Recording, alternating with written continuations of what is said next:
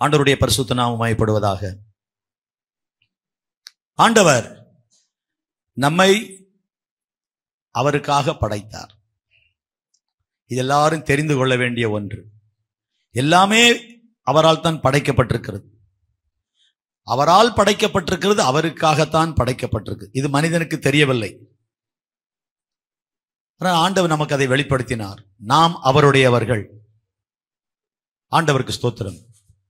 அவரால் படைக்கப்பட்ட மனிதன் அவரை விட்டு தூரம் போன போது நம்முடைய குமாரனாகிய இயேசுவை அனுப்பி இரத்தத்தை சிந்த வைத்து இரண்டாவது விலைக்கு வாங்கினார். படைப்பினால் தனக்கு சொந்தமாயிருந்த தன்னுடைய பிள்ளை தன்னை விட்டு தூரம் போய் பிசாசுக்கு சொந்தமான போது இயேசுவாக பூமியில வந்து இரத்தத்தை கொடுத்து மீண்டும் விலைக்கு வாங்கினார். ரெண்டு விதத்தில் நாம் ஆண்டவருக்கு சொந்தம். ஒன்று, அவர் நம்மை படைத்ததினால். இன்னொன்று, அவர் நம்மை விலைக்கு வாங்கினதினால். ஒரு சிறுவன் ஒரு அருமையான படகை செய்தான். மழை காலம் வரும் என்று அறிந்து ஒரு அழகான படகை செய்தான். சின்ன பலகை, சின்னதா அழகான போட்டு. அவனுக்கு தெரிந்த அளவுக்கு அழகா செய்து தண்ணியில் அது மூழ்காத அளவுக்கு செய்து வைத்திருந்தான். பார்க்க அழகா இருந்தது. வழக்கமாக பேப்பர்ல செய்வது போல அல்ல, சில மரத்துண்டுகள் எல்லாம் வச்சிருந்த அழகாக செய்திருந்தான். ரொம்ப சந்தோஷமா இருந்தது. அவன் நினைத்தபடியே மழை காலம் வந்தது. அந்த மழை காலம் வந்தபோது அவன் அந்த படகை தண்ணில விட்டு பார்ப்பதற்கு ஆசைப்பட்டான், எப்படி மிதந்து போகிறது என்று. அவனுக்கு ரொம்ப சந்தோஷம். என் போட் அப்படி போக போகுது, அது பார்க்க எனக்கு ரொம்ப சந்தோஷம்னு யோசிச்சுட்டே இருந்து ஒரு நாள் கொண்டு மழை நேரத்துல அந்த தண்ணீர்ல விட்டான். அப்படியே ஒரு ஆற்றங்கரையில விட்டு அது அப்படியே போய்கொண்டே இருந்தது. அவனுக்கு கூட போய்கொண்டு ரொம்ப அழகாக இருந்தது. அப்படியே திரும்ப எடுத்துக்கொண்டான். திரும்ப வீட்டுக்கு வருவான், திரும்ப ஒரு நாள் போவான். இப்படி தண்ணியில விட்டு அதை பார்த்து பார்த்து ரசித்து கொண்டே இருந்தான். ஒரு நாள் அவனுடைய ஆச்சரியத்துக்கு ஆச்சரியப்படுகிற விதத்தில் திடீரென்று அதிகமான வெள்ளம். அவன் கற்பனை செய்து பார்க்க முடியவில்லை. போட்டு கொஞ்சம் தண்ணிக்குள்ள தள்ளி போயிட்டு, தள்ளி போனா தண்ணீர் வேற அதிகம் வந்தது. இவன் எடுக்கலாம் நினைப்பதற்குள்ள தள்ளி போய்விட்டது. ஆழம் அதிகம், இவனுக்கு இறங்க முடியவில்லை. போய் போய் போய் போய் போய் போய் அது ஒரு இடத்துல கம்ப்ளீட்டாக இவன் கண்ணுக்கு மறைந்து போய்விட்டது. எனக்கு ரொம்ப வருத்தம். நம்ம கஷ்டப்பட்டு செய்த ஒரு போட்டு நம்ம கையை விட்டு போயிட்டேன்னு ரொம்ப வருத்தத்துல, ரொம்ப கஷ்டத்துல இருந்தான். கர்த்தருக்கு ஸ்தோத்திரம். சில வருடங்கள் கழிந்தது. ஒரு 2 வருடங்கள் 3 வருடங்கள் கழிந்த பின்பு அவனும் அவனுடைய தகப்பனாரும் ஒரு பொருட்காட்சிக்கு போனார்கள். எக்ஸிபிஷனுக்கு போனாங்க. அங்க நிறைய ஸ்டால்ஸ் இருக்கும் பாருங்க. எல்லாம் அப்படி பார்த்தா கைவினை பொருட்கள், கையால செய்தது எல்லாம் நிறைய பொருட்களா இருக்கும்போது ஒவ்வொன்னா பார்க்க ஆச்சரியமா இருக்கு. கலர் லைட்ஸ், அங்க டெக்கரேஷன்ஸ் பார்த்துருப்பீங்களா, ஜாயண்ட் வீலு, ராட்டினம், அது இதுன்னு பையனை திகைக்க வைக்கிற, ஆச்சரியப்பட வைக்கிற பல விஷயங்கள். சந்தோஷமா இதையும் அதையும் சாப்பிட்டு கொண்டு அப்படியே போனால் ஒரு கடைக்குள்ள போய் நிறைய பழைய காலத்து பொருட்கள் எல்லாம் இங்க இருக்கிறது சொன்ன போது இவனுடைய ஆச்சரியம், இவன் போட் அங்க இருக்கு, இவனுடைய படகு அங்க இருக்கு.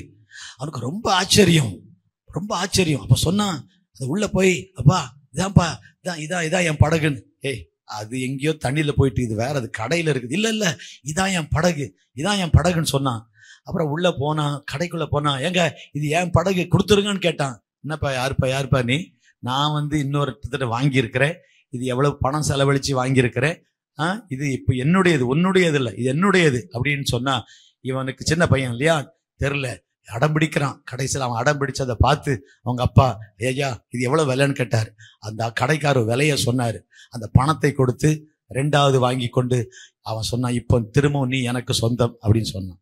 இயேசு அதைத்தான் செய்தார். நாம் தேவனால் படைக்கப்பட்டோம், இடையில பிசாசுக்கு சொந்தமாயிட்டோம் பாவம் செய்து. ஆனால் தேவன் நம்மை படைத்து நம்ம பிசாசுக்கு சொந்தமான போது இயேசுவை அனுப்பி அவருடைய கடைசி சொல் ரத்தத்தையும் சிந்தி ரத்தத்தை கொடுத்து அவர் நம்மை விலைக்கு வாங்கினதுனால 2 விதங்களில் நாம் அவருக்கு சொந்தம். படைத்ததுனால் அவருக்கு சொந்தம், ரத்தத்தை சிந்தினதுனால் நாம் அவருக்கு சொந்தம். கைதட்டி ஒரு ஆளில சொல்லாமா?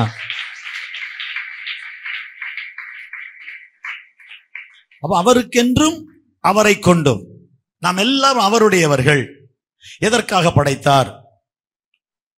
ஒரு நோக்கத்துக்காக படைத்தார். அந்த நோக்கம் என்ன? அவரை மகிமைப்படுத்தணும். மகிமைனா என்ன? அவருக்கு புகழ், அவருக்கு பெருமை சேர்க்கணும். நம்ம வாழ்ற விதம் அவருக்கு மார்த்தட்டி சொல்லணும், என் பையன் பாத்தியா அப்படின்னு நம்ம வாழணும். அதுதான் மகிமை. மற்றபடி நம்ம பொதுவாக கேட்கிற அந்த வார்த்தை மகிமை என்பது நிறைய பேருக்கு அர்த்தமே தெரியறதில்லை. பொதுவா சொல்லுவோம் கர்த்தரை மகிமைப்படுத்துவோம், வார்த்தையில தவறு இல்லை. But we don't know the meaning. How do you glorify God? தேவனுக்கு எப்படி மகிமை செலுத்துவீர்கள்? கர்த்தருக்கு ஸ்தோத்திரம். தேவனை மகிமைப்படுத்தினார்கள். எது? அற்புதங்கள் நடக்கும் போது இல்ல, எல்லாரும் அதை கண்டு தேவனை மகிமைப்படுத்தினார்கள் வாசிக்கிறோம். அப்போ என்ன நடக்கணும்? தேவன் மகிமைப்படணும்னா, என் பிள்ளைன்னு மார்த்தட்டி சொல்லணும்னா பையன் சாதிக்கிறவனா இருக்கணும். பையன் என்ன செய்யணும்? அப்பாவுக்கு பெருமையை தேடித்தர ஆளா இருக்கணும். நீங்களும் நானும் நம்ம அப்பாவுக்கு பெருமை சேர்க்கிற விதத்துல வாழ்ந்தா தான் அதுதான் மகிமை. கையை தட்டி ஒரு அலையில சொல்றீங்களா? பேசுறது புரியுதா? அதைத்தான் ஆண்டு சொல்லி கொடுக்கிறாரு. உம்முடைய நாமம் பரிசுத்தப்படுவதாக. உன் தேவனாகிய கர்த்தருடைய நாமத்தை வீணில, அவர் பேரை நீ ரிப்பேர் ஆக்கிறாத. அதான் அர்த்தம். அவர் பேரை நீ ரிப்பேர் ஆக்கிறாத, அவர் பேரை கெடுத்துறாத, அவர் பேரை கெடுக்கிற மாதிரி எதையும் செய்திராத. அதுதான் அர்த்தம். இப்போ அப்பா மார்த்தட்டி சொல்லணும்னா அப்படி நம்ம வாழும்போது எப்படி இருக்கு அவருக்கு? அதுதான் அவருக்கு மகிமை. மகிமை பிரகாசம் நிறைய சொல்லலாம். எப்படி எல்லாம் மகிமைப்படுத்தலாம்? அவர் ஆராதிக்கிறது மூலமா. அப்ப ஆராதனைனா என்ன? இப்படி ஸ்டெப்பா பார்த்துக்கிட்டே வரோம். ஆராதனைனா என்ன? அவரை பாடுறது, துதிக்கிறது, ஆராதிக்கிறது.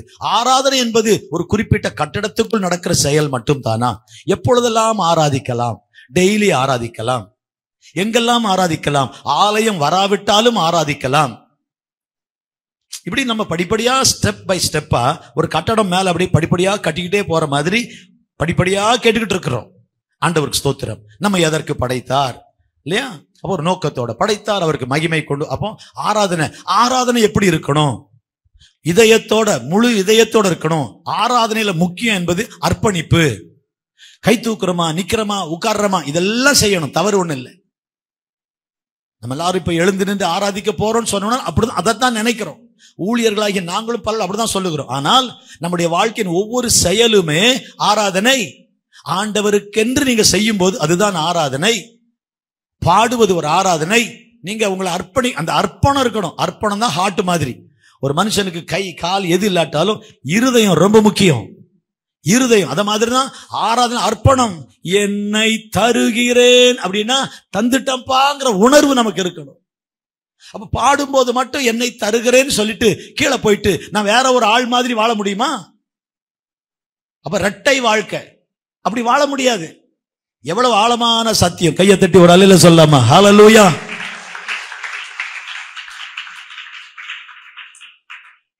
எவ்வளவு நம்ம சிந்திக்க வேண்டிய விஷயம். அப்ப ஆராதனை எப்படி இருக்கணும்? முழு இருதயத்தோட இருக்கணும். உதடும் உள்ளமும் இணைஞ்சிருக்கணும். இல்லைன்னா அது டூப்ளிகேட். உதடு ஒண்ணு சொல்லுது, உள்ளம் வேறமா இருக்கு. இஸ்ரவேல் ஜனங்களுடைய பிரச்சனையே அதுதான். இந்த ஜனங்கள் தங்கள் உதடுகளினால் என்னை கனம் பண்ணுகிறார்கள், இவர்கள் இருதயமோ எனக்கு. ஆமா, உதட்டுல சூப்பரா என்ன புகழ்றாங்க, ஐயோ எனக்கு அப்படியே ரொம்ப சந்தோஷமா இருக்கு. ஆனா இருதயம் என் பக்கம் வரல. அவர்கள் இருதயம் நிலை வரப்படவில்லை. ஆண்டவர் காரியங்கள்ல ஸ்டெடியா இல்ல, ஹார்ட் ஸ்ட்ராங்கா இல்ல, ஹார்ட் அவர் பக்கம் இல்ல. சோ எமோஷனலா இருப்பாங்க, வெளியில எல்லாம் அவரை துதிக்கிற மாதிரி எல்லாம் பண்ணுவாங்க. இருதயம் அவர்கிட்ட அட்டாச் ஆகல. அந்த அட்டாச்மெண்ட் சொல்றது தெரியுமா? அட்டாச். அவர் ரொம்ப அதோட அட்டாச்மெண்ட்ல இருக்கிறாருங்க, இணைந்து இருக்கிறது இல்ல. சில ஆட்கள் போன்ல ரொம்ப அட்டாச்சா இருப்போம், பேஸ்புக்ல அட்டாச்சா இருப்போம். இந்த அட்டாச்மெண்ட் சொல்லுவோம், அட்டாச்மெண்ட். இணைத்திருப்போம், இணைக்கப்பட்டிருப்போம், டிவியோட இணைக்கப்பட்டிருப்போம், உலக கதைகளோட இணைக்கப்பட்டிருப்போம். எதோட அட்டாச்சா இருக்கிறோம், அதை விட்டு டிட்டாச் ஆகணும். பிரிந்து மாறுபாடு உள்ள அந்த சந்ததியை விட்டு நீங்கள் விலகுங்கிறார் ஆண்டவர்.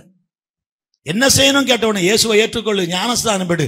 மாறுபாடு உள்ள வித்தியாசமா வாழ்றாங்களே அந்த மக்களை விட்டு விலகு. பிரிந்து தனியா அப்படின்னா அவங்ககிட்ட பேசாத இல்ல, அவங்கள போல வாழாத, நீ வித்தியாசமா வாழணும். ஏனென்றால் நீ இப்பொழுது தேவனுடைய பிள்ளை. நீ தேவனுடைய பிள்ளை என்றால் தேவனுடைய குடும்பம். ஒரு ஆமீன் கேட்கலாமா? இந்த 15ஆம் நாள்ல நம்ம தியானிக்கிற விஷயம், நாம் தேவனுடைய குடும்பத்தில் இருக்கிறோம். ஆண்டவர் நம்மை அவருடைய குடும்பத்தில் இருக்கத்தான் நம்மை உருவாக்கினார். We are created to be in the family of God, God's family. ஒரு ஆள் ஞானஸ்தானம் எடுத்து ரட்சிக்கப்பட்டு ஞானஸ்தானம் பெற்று சர்ச்சுக்குள்ள வந்த உடனே welcome to the family of God சொல்றோம். தேவனுடைய குடும்பத்துக்கு உங்களை வரவேற்கிறோம், தேவனுடைய குடும்பத்துக்கு வரவேற்கிறோம். அல்லேலூயா சொல்லாமா? உங்க குடும்பம்னு என்னங்க தோணும்? கணவன், மனைவி, பிள்ளைங்க. இயேசுவின் குடும்பம்னா நான் அவர் கல்யாணம் பண்ணி குடும்பம் பண்ணதையா பேசுறோம்? அப்படி இல்லை. அவர் தலைவர், நம்ம எல்லாம் பிள்ளைங்க. அப்ப அவர் அப்பா, அவர் தலைவர், நம்ம பிள்ளைங்க. அங்க அண்ணன் தம்பி இருப்பாங்கல்ல, அக்கா தங்கச்சி இருப்பாங்கல்ல, சொந்த பந்தம் இருப்பாங்கல்ல, அங்க சொத்து இருக்கும்ல, அங்க உரிமை இருக்கும்ல. இதெல்லாம் ஆவிக்குரிய ஆசீர்வாதம். ஆண்டவருடைய குடும்பத்துக்குள்ள வருகிறோம். என்றைக்கு ஆண்டவரை ஏற்றுக்கொள்றோமோ அவர் குடும்பத்துல வருகிறோம். ஞானஸ்தானம் எடுத்த உடனே அந்த குடும்பத்தில் ஒரு அங்கத்தினரா மாறுகிறோம். நான் தேவனுடைய குடும்பத்துக்கு போயிட்டேன் என்கிற அடையாளம் தான் ஞானஸ்தானம். எல்லாருமே தேவனுடைய குடும்பத்துக்கு வரலாம்.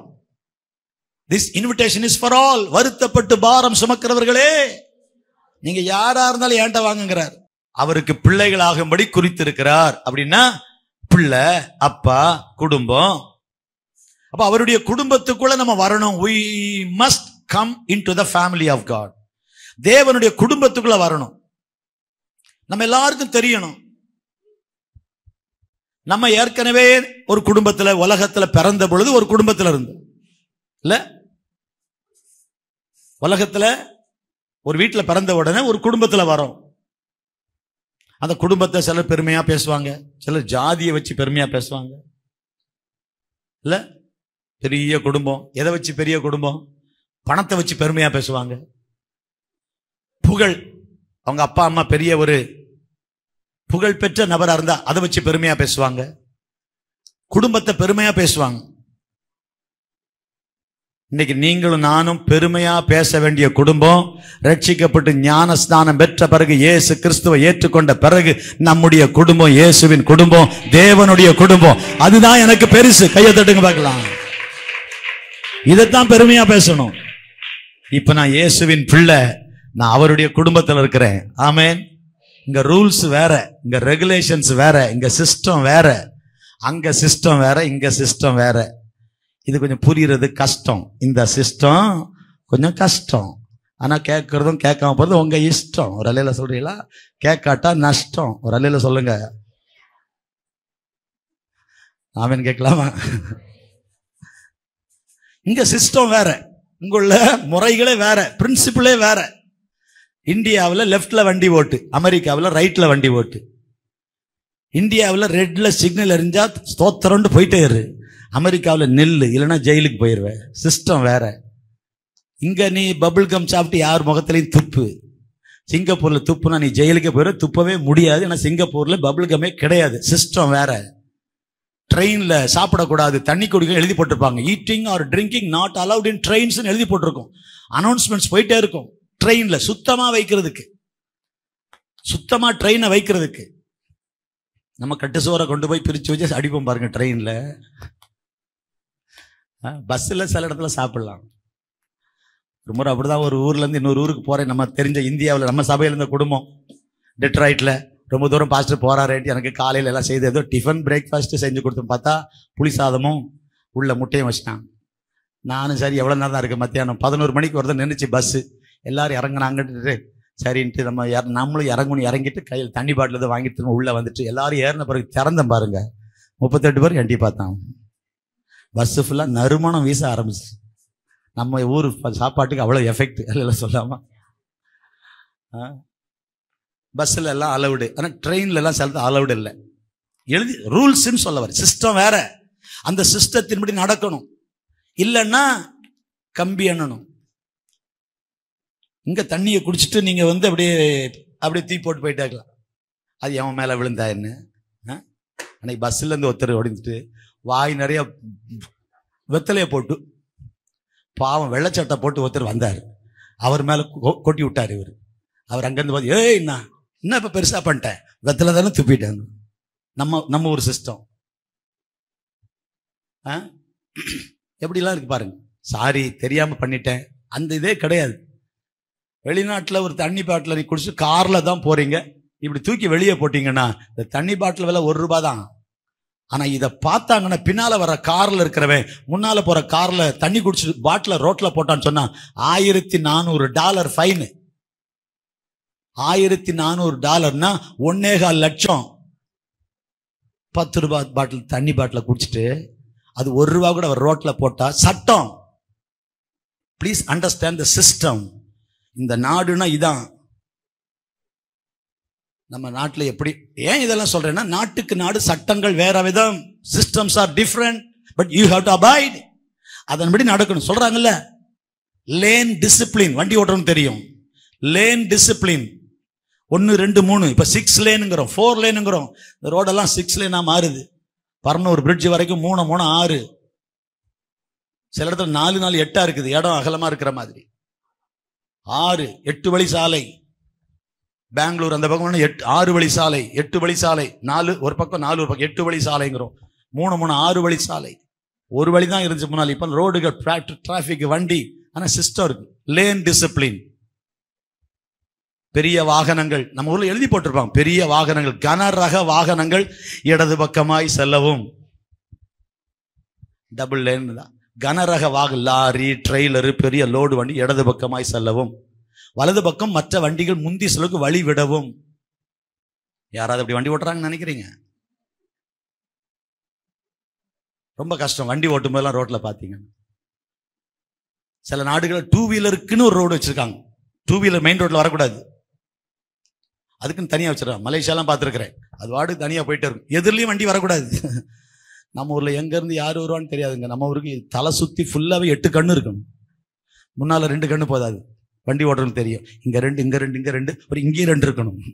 10 கண்ணு தான் வண்டி ஓட்ட முடியும். நம்ம ஒரு சிஸ்டம் யாரும் மதிக்கிறது இல்லை சொல்ல வர. பட் வெளிநாடுகள் அப்படி அல்ல, அப்படி அல்ல. ஸ்பீடா ஓட்டக்கூடாது. சில இடத்துல ஓட்டுனா கஷ்டம். ஏதாவது உங்களுக்கு சந்தேகம் வந்து, ஒரு போலீஸ் நம்ம நாட்டில இருந்து புதுசா வேலைக்கு போன மக்கள் வேலை கிடைச்ச உடனே அப்படி கார் வாங்கி அப்படியே ஜாலியா, தீபாவளியில ஒரு லீவ் இருக்கும் பாருங்க, எல்லாம் 5 பேர் கார் எடுத்துட்டு அப்படி விரட்டி இருக்காங்க. விரட்டினா ரோட்ல ஒரே ஃபுல் ஸ்பீட்ல போனா அப்படி ஓடுறாங்க. அந்த வண்டியை ஓட்டுறாங்க, இப்படி போடுறாங்க. போயிட்டே இருந்தா பின்னால போலீஸ் வந்துட்டு ஒருத்தன் கால் பண்ணிட்டான், சார் இந்த ரூட்ல போறான், ஒருத்தன் அந்த ரூட்ல தண்ணி போட்டுருப்பான் போல இருக்குன்னு சொல்லிட்டான். பின்னால வர காரு உடனே வந்துட்டு 911 போட்டா உடனே போலீஸ். ஒன்னு இவங்க வந்து யங்ஸ்டர்ஸ் இல்ல, ஒன்னு விட நாங்க எங்க நாட்டில் ஸ்பீடா ஓட்டுவோம்ப்பா. யார் வண்டி கிட்ட? போலீஸ் வண்டி கிட்ட. போலீஸ் வண்டி வர இவங்க ஸ்பீடா போக, அந்த பக்கம் பார்த்தா இன்னும் கொஞ்சம், அந்த பக்கம் இன்னொரு வண்டி. அவன் சொல்லிட்டான், இவன் தீவிரவாதி போறான் வந்துடுறான்ட்டான். அந்த பக்கம் இன்னொரு வண்டி, பின்னால வண்டி, 4 வண்டி ஃபுல்லா வந்துட்டான். இவங்க ஸ்பீடு மேல ஸ்பீடு, ஜாலியா இருக்கடான்ட்டு. பிறகு எல்லாம் துப்பாக்கி காட்டான், டேய் நிறுத்துறா சுற்றுவன்டான்ட்டாங்க. நம்ம நாட்டில் 4 5 பேர் கடத்தி நிறுத்தி, ஓரம் கட்டி நிறுத்தி. நம்ம நாட்டில் உடனே காரை திறந்து கீழே வரணும். நம்ம நாட்டில் போலீஸ் கூப்பிட்டாருன்னா கண்ணாடி நம்ம டோரை திறந்து வரணும். வரலன்னு என்ன கேட்பாரு, பெரிய கலெக்டரா வர சொல்லியா அப்படிம்பாரு. அங்க இறங்கக்கூடாது. வெளிநாட்டில் இறங்கவே கூடாது. உங்க கை இந்த ஸ்டேரிங்கை விட்டு எடுக்கக்கூடாது. நீங்க எடுத்துட்டீங்கன்னா ஏதோ துப்பாக்கி எடுக்கிறீங்க போல அப்படியே அவங்க நினைச்சிருவாங்க. அப்படியே தான் இருக்கணும் கார்ல. எவ்வளவு பெரிய குற்றவாளிகள் கை இப்படி கையில வச்சு இருக்கணும், அவங்க கிட்ட வருவாங்க.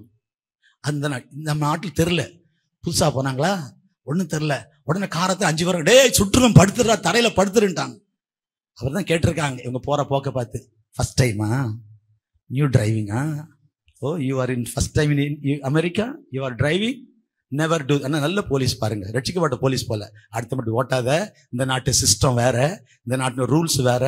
போலீஸை பார்த்தோன்னே ஓரம் கட்டிடணும். வான்னு சைரன் அடிச்சுட்டு கார் வந்துச்சுன்னா நீ ஓரம் கட்டி நிறுத்தி, ஏதோ பிரச்சனை இருக்குன்னு வருது, ஓரம் கட்டி. இந்த மாதிரி ஸ்பீடு காட்டினேன்னா அடுத்த முறை கம்பி எண்ணிடுவேன். Be careful. Sorry sir, India நினைச்சிட்டோம் சார், அப்படி நினைக்காதப்பா, இது அமெரிக்காப்பா, இதுல சிஸ்டம் வேற. இயேசுவின் குடும்பத்துல சிஸ்டம் வேற. நீங்க அதெல்லாம் விட்டுருங்க, இப்ப இந்த கதைக்கு வாங்க. நம்ம குடும்பத்துல சிஸ்டம் வேற. பழைய குடும்பத்துல அடிச்சா அடிக்கலாம், அடினா அடி, உதனா உத. இங்க அடினா வாங்கு, கம்னு இரு. அவன் அடிச்சான், திருப்பி உட்டம்பர் பலார்னு ஒண்ணு. அது பழைய குடும்பம், இது புது குடும்பம். சிலருக்கு புது குடும்பத்துல இருக்கும்னு ஞாபகமே இல்லை. அன்னைக்கு ஒருத்தர் ஞானஸ்நானம் எடுக்கும்போது பிதா குமாரன் பரிசுத்தாவி நாமத்துடன் பாஸ்டர் கொடுக்குறாரு. உள்ள போனோன்னு ஒரு கையை வெளியே வச்சுக்கிட்டாரு அவரு. என்னப்பா பாஸ்டர், ஒருத்தனை ரொம்ப நாளா போட்டு தள்ளணும்னு இருக்கேன் பாஸ்டர், அதனால ஞானஸ்நானம் இது வரைக்கும் வாய்ப்பு கிடைக்கல, இந்த கையை மட்டும் விட்டுருங்க பாஸ்டர், நான் பிறகு போய் போட்டுறேன். நான் அப்பா மொத்தமா தான்ப்பா கை முழுக்க, நீ இந்த கையை வெளியே வைக்க முடியாதுப்பா. தெரியுது அவனுக்கு, கையை முக்குன்னா என்ன செய்ய முடியாது, அடிக்க முடியாது. இந்த சிஸ்டம், இந்த குடும்பம் சிஸ்டம் வேற. அந்த குடும்பத்துக்குள்ள வந்திருக்கிறோம். இதை யோசிக்கிற பார்த்தா உங்களுக்கு கஷ்டமா இருக்கு. இவ்வளவு இருக்குன்னு தெரியாது பாஸ்டர், ஏதோ தண்ணியில இறங்கி ஏறிட்டா கதை முடிஞ்சு போச்சு நினைச்சோம். ஒன்றும் தெரியாம நீங்க இறங்கி ஏறிந்தீங்கன்னா முன்னால காஞ்ச பாவி இப்ப நனைஞ்ச பாவி. ஒரு அல்லல் சொல்லலாமா? முன்னால காஞ்சி போன பாவி இப்ப தண்ணியில இறங்கி வெளியே வந்த பிறகு நனைஞ்சு போன பாவி. வாழ்க்கையில மாற்றம் இல்லைன்னா இங்க சிஸ்டம் வேற. இந்த சிஸ்டத்துக்கு we have to adapt ourselves. Rules வேற, சிஸ்டம் வேற இல்ல. நமக்கு ஒரு தலைவர் இருக்காரு. இயேசுவின் குடும்பம் ஒன்று உண்டு, அன்பு நிறைந்து. இங்க அன்பு தான் கம்ப்ளீட்டா ஆளுகை செய்து. இங்க அதிகாரம் என்பது இல்லை, அராஜகம் இல்லை, இங்க அன்பு தான். எந்த பக்கம் திரும்பினாலும் அன்பு. அப்படிப்பட்ட குடும்பத்துக்குள்ள வந்திருக்கிறோம். ஆமீன் கேட்கலாமா?